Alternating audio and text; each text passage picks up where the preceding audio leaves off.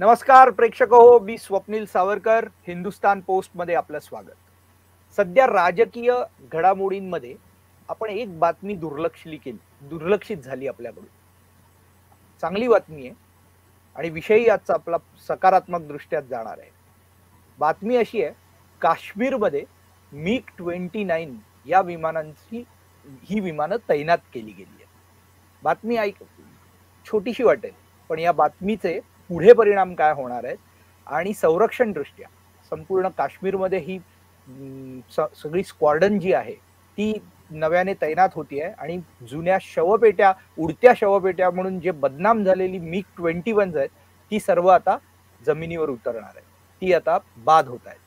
तर या सगळ्या गोष्टींचा भारताच्या संरक्षण व्यवस्थेवर काय परिणाम होणार आहे, पुढे आपण कसे जाणार आहोत, कशा पद्धतीने आपल्या शेजारी राष्ट्रांचे आपले संबंध राहणार आहेत, या सगळ्याचा आपण आढावा आणि थोडक्यात या एका घटनेचा पुढे होणारा ह्याचे पडसाद काय पडणार आहेत याचा वेध घेणार आहोत.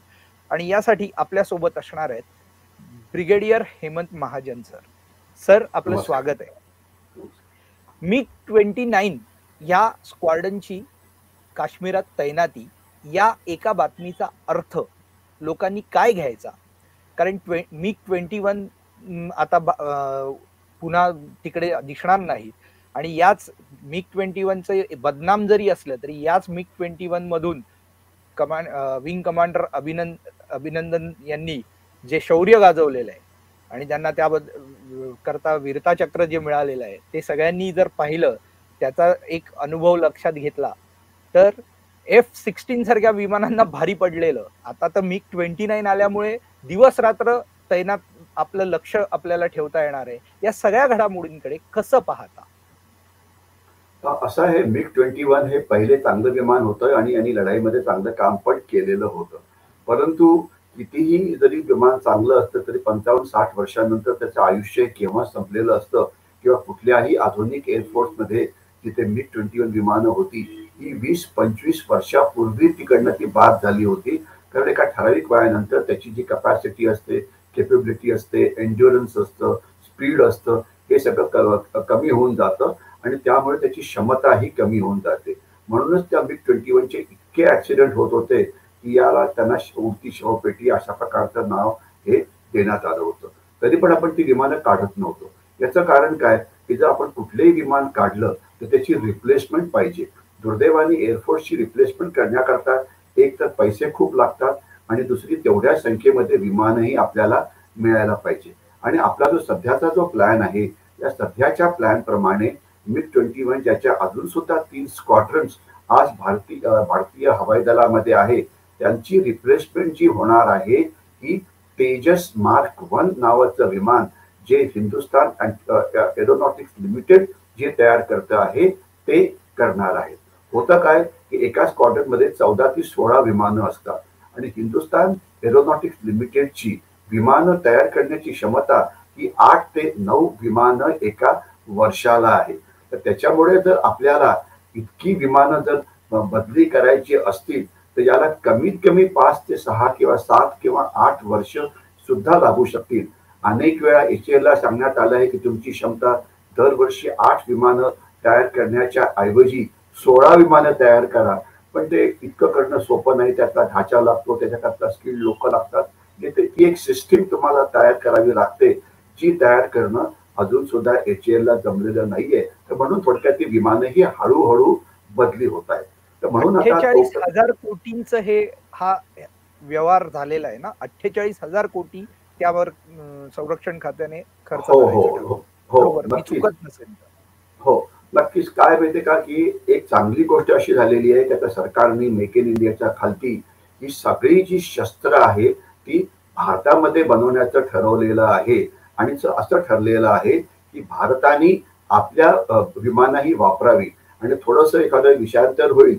परंतु याचं पुष्कळसं श्रेय हे जे आपले याच्या आधीचे जे डिफेन्स मिनिस्टर होते मनोहर पर्रिकर यांना द्यायला पाहिजे. कारण मनोहर पर्रिकरांनी जवळजवळ आपल्या एअरफोर्सला फोर्स केलं की तुम्ही हे विमान घ्यास. कारण जर तुम्हीच हे विमान वापरत नसाल तर मग आपण हे विमान बाकीच्या लोकांना कसं वापरू शकतो. तर याच्यावरती थोडक्यात एअरफोर्सचं जे ऑब्जेक्शन होतं ते असं होतं की त्यांना या विमानामध्ये जर मला आकडेवारी नीट आठवत असेल तर 56 वेगवेगळी इम्प्रुव्हमेंट्स पाहिजे होती. 56 इम्प्रुव्हमेंट्स पाहिजे होती. तर त्याच्यामधल्या 50 इम्प्रुव्हमेंट या HAL किंवा DRDO म्हणजे आपले शास्त्रज्ञ जी विमानं तयार करतात त्यांनी तेजस मार्क 1 मध्ये केली. आणि म्हणून तेजस मार्क 1 जे आहे ते आता मिक्स सिरीज जी विमानं आहेत त्यांना ते रिप्लेस करत आहे. फक्त वेग त्याचा वाढायला पाहिजे. परंतु जी 6 ज्या 6 अजून बदल जे एअरफोर्सला पाहिजे होते ते करण्याकरता ते मेजर बदल होते, ज्याच्याकरता डिझाईन चेंज, बदल चेंज वगैरे वगैरे, तर त्याला अजून जास्त वेळ लागला असताना लागतो आहे. तर म्हणून असं ठरलं की त्याच्यानंतरचे जे पुढची विमानं येतील त्याला LCA तेजस मार्क 2 म्हटलं जाईल, ज्यामध्ये संपूर्ण बदल झालेले असतील जे एअरफोर्सला पाहिजे की जे जरुरी पण आहे. आणि ते बदली करतील. भारतामध्ये हवाई दलामध्ये ज्या 10 स्क्वॉड्रन्स आहेत मिराज आणि जगवार विमानाच्या, मिराज विमान आपल्याला आठवत असेल की जो बालाकोटला एअर स्ट्राईक झाला होता त्याच्यामध्ये मिराज विमानं वापरली होती.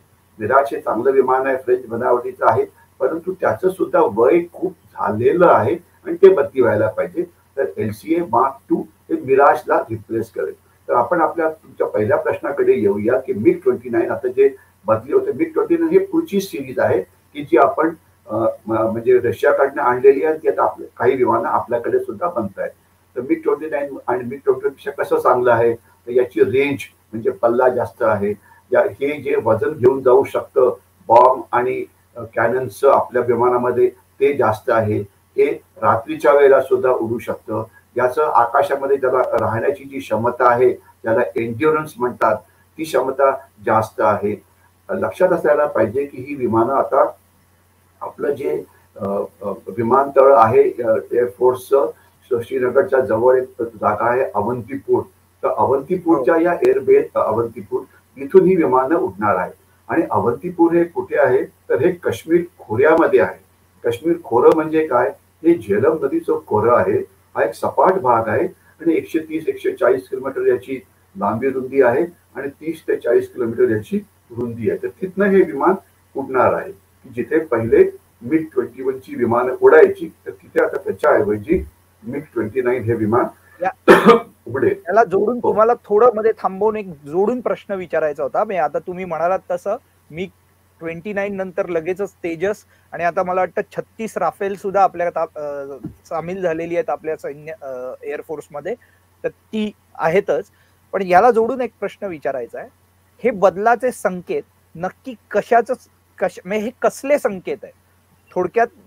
म्हणजे जी चर्चा सुरू आहे की POK बाबत काही चर्चा सुरू आहे, किंवा आता सध्या काश्मीर सोडलं तर संपूर्ण देश शांत दिसतो, म्हणजे मणिपूर आणि हे सोडता बाकी दहशतवादी घटना ह्या फार कमी झालेल्या दिसतात. तर या दहशतवाद्यांना रोखणं आणि POK स्पेसिफिकली दहशतवाद्यांना आश्रय देतं म्हणून जी सतत टीका होते आणि POK बाबत सतत सोशल मीडियावर जी चर्चा सुरू आहे की POK ताब्यात घ्या वगैरे, तर या सगळ्या दृष्टीने हे कसले संकेत मानायचे? असं आहे, MiG-21 चे रिप्लेसमेंट करणं हे जरुरी होतं, कारण त्याच्यामुळे आपण आपले यंग पायलट्स जे वेगाने कमवत होतो तर ते बरोबरच नव्हतं. म्हणून MiG-29 ची बदली होती आणि याच्यामुळे अर्थातच आपली क्षमता वाढेल पाकिस्तानच्या विरोधामध्ये सुद्धा आणि चीनच्या विरोधामध्ये सुद्धा. कारण काश्मीर जर त्याच्यामध्ये आपण जर लडाखला इन्क्लूड केलं तर असा भाग आहे की जिथे पाकिस्तानची पण सीमा आहे आणि चीनची पण सीमा आहे. तर इथून या अवंतीपूर किंवा श्रीनगरच्या एअरबेसवरून आपण दोन्ही सीमावर्ती यांचा वापर करू शकतो. त्यामुळे ते चांगलं आहे.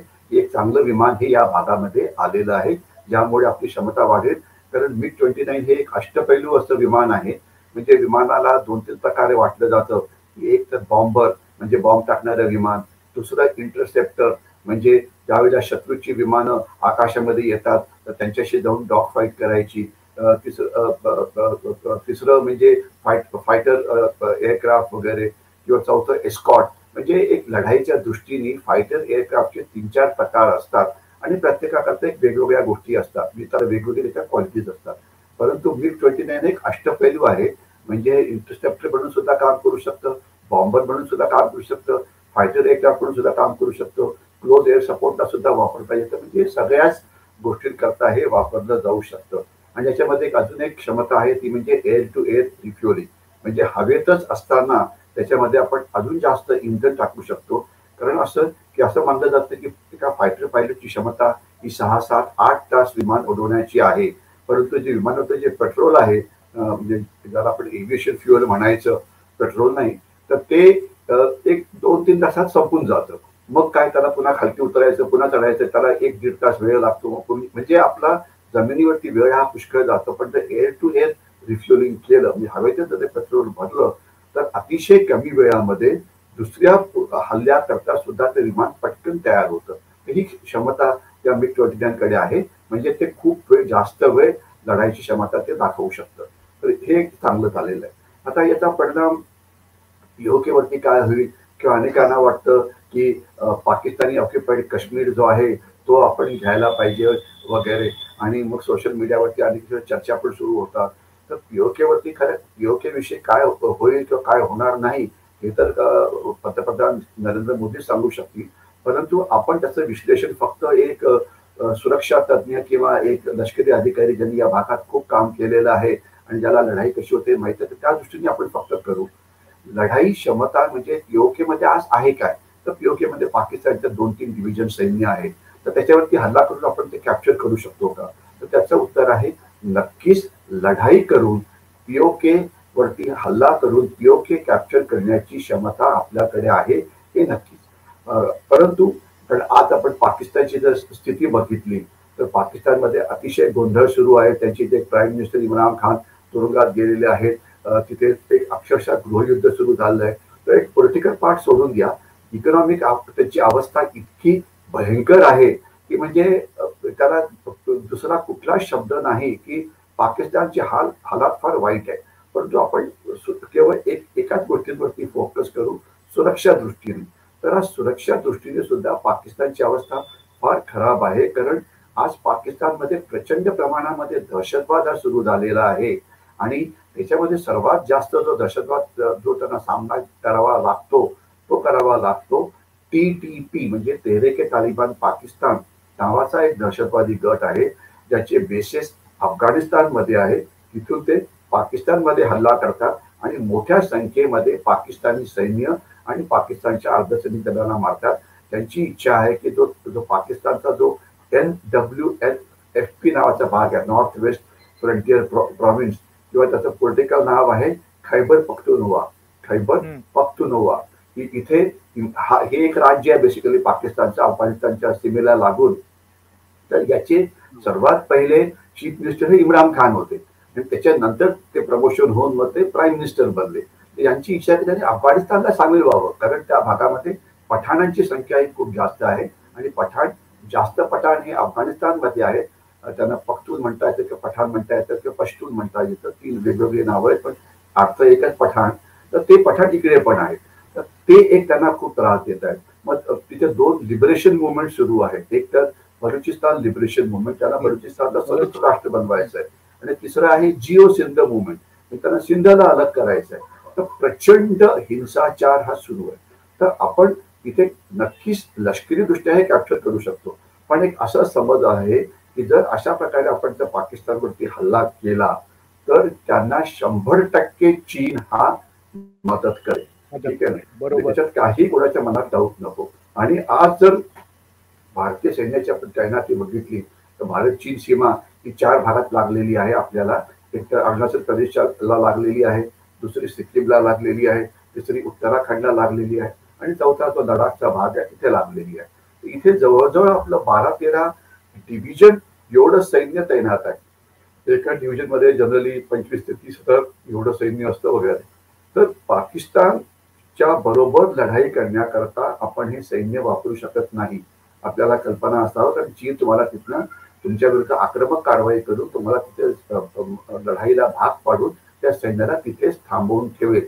म्हणजे कमीत कमी, म्हणजे जर हल्ला तुम्ही सुरू केला तर तुम्हाला तिथं रक्षण करावंच लागेल. म्हणजे तर आपल्याला आठवत असेल की 1971च्या लढाईमध्ये त्यावेळेला जे आपले सैन्य प्रमुख होते फील्ड मार्शल माणेकशॉ, ज्यांनी डिसेंबरच्या महिन्यात लढाई सुरू केली होती. कारण त्यावेळेला सीमेवरची जी खिंडी आहेत जिथनं चीनी सैन्य भारतात प्रवेश करू शकतं, त्या खिंडी बर्फ पडल्यामुळे ते ब्लॉक होतं आणि त्यावेळेला तिथे मोठी लढाई ही होऊ शकत नाही, कारण बर्फ हा प्रचंड पडला. तिथे उंची 9-10 11,000 12,000 13,000 14,000 फुटापर्यंत एवढी आहे आणि 3-4 महिने तिथे प्रचंड बर्फ असतो की त्यावेळेला युद्ध करणं हे जवळजवळ अशक्य आहे. तर म्हणून चीन नक्कीच त्यांना मदत करेल आणि जर तसं झालं तर याची म्हणजे आपल्याला एवढ्या प्रचंड युद्धाची तयारी करावी लागेल, तर त्याच्याकरता आपली तयारी आहे का?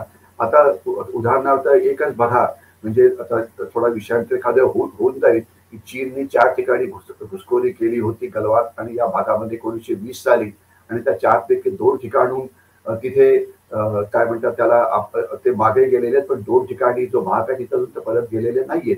आणि आजच पेपरमध्ये बातमी येत होती की काहीतरी 19वी किंवा 20वी जी कोर कमांडरची मीटिंग आहे ती मला वाटतं पुढच्या 1-2 दिवसामध्ये ती होणार आहे पुण्याच्या सीमेवरती वाद करण्याकरता. गेले 2 वर्ष आपण हे करतोय आणि मी माझ्या लेखनामध्ये अनेक वेळा म्हटले की आपण भारत चीन सीमेविषयी चीनशी आतापर्यंत 19 वेळा बोललेलो आहे, त्याच्यानंतर 190 वेळा बोलू, परंतु हा सीमा विवाद हा कधीही सॉल्व्ह होणार नाही, कारण तो चीनला सॉल्व्हच करायचा नाहीये. त्यांना तुमच्या डोक्यावरती ते एक छडी मारण्याकरता काहीतरी कारण पाहिजे. त्यांना तुमची मुख्य आर्थिक प्रगती होऊ द्यायची, चीन एक विषय वेगळाच होईल, पण तो कधीच तो सॉल्व्ह होणार नाही. म्हणजे मला मी एक पेसिमिस्ट म्हणून सांगण्याचा प्रयत्न करत नाही, तर म्हणण्याचा अर्थ असा की पाकिस्तान ऑक्युपाईड काश्मीर करता जर तुम्ही चीनशी लढाई सुरू केली तर त्याचा प्रचंड मोठा परिणाम असतो, अर्थव्यवस्था काय आणि इतर ठिकाणी काय. तर जर मला कोणी विचारलं की एक लष्करी तज्ञ म्हणून आपण काय करायला पाहिजे, तर मी काय करीन, सर्वात पहिले जो नक्षलवाद किंवा माओवाद जो मध्य भारतात पसरलेला आहे आणि ज्यामुळे आपली आर्थिक व्यवस्थेवरती मोठा ताण पडतो आहे, पहिले मी ते सॉल्व्ह करीन. तुम्हाला सांगतो की कुठल्याही इकॉनॉमिस्टची गरज नाही.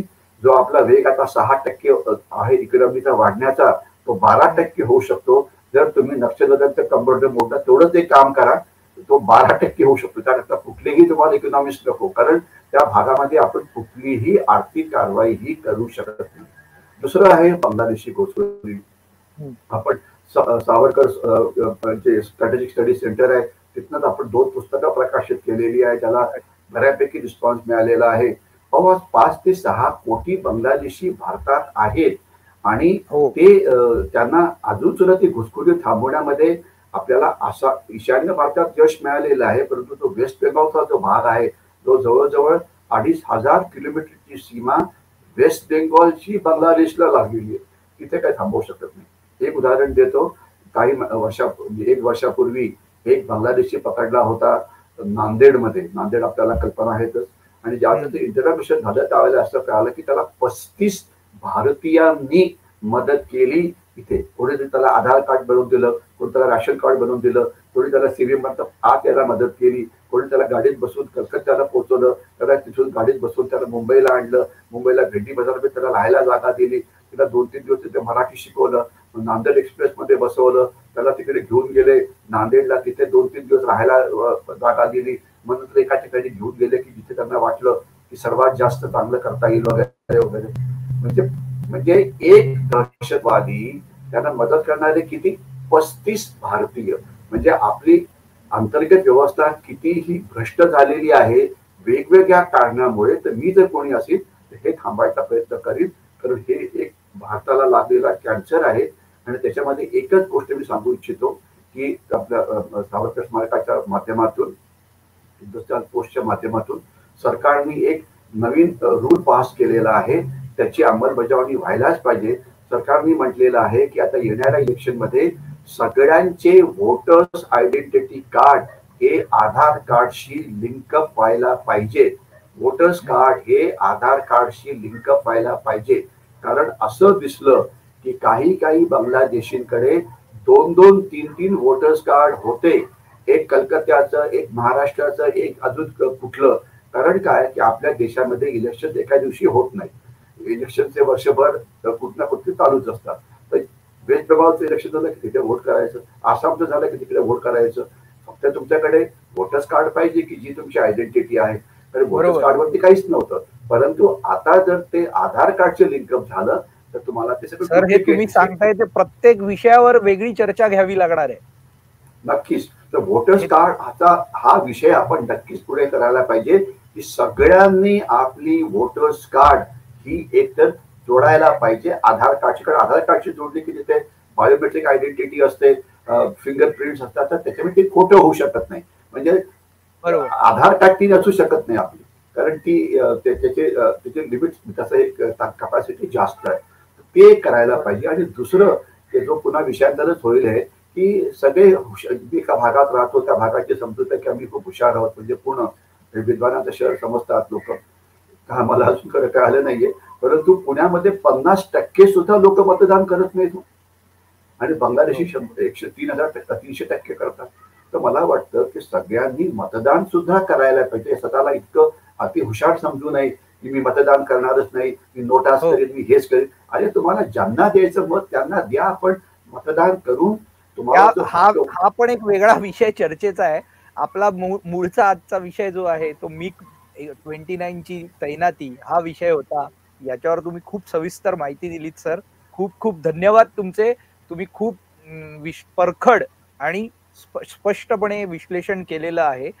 पाकिस्तान चीनवर काय परिणाम होऊ शकतो त्यांच्या पीओके बाबत तुम्ही अत्यंत परखडपणे मत मांडलं, त्याबद्दल खूप खूप धन्यवाद सर. हिंदुस्तान पोस्ट तर्फे तुमचे मनपूर्वक आभार. धन्यवाद सर. थोडक्यात काय तर बाहेरच्या शत्रूंकडून संरक्षण करण्याकरता आपली सैन्य दलं तयार आहेत. त्यांना अत्याधुनिक विमानं आणि मेक इन इंडियाद्वारे नवीन तेजस सारखी निर्माण होणारी विमानंही मिळणार आहेत. अत्याधुनिक शस्त्रास्त्रही मिळणार आहेत.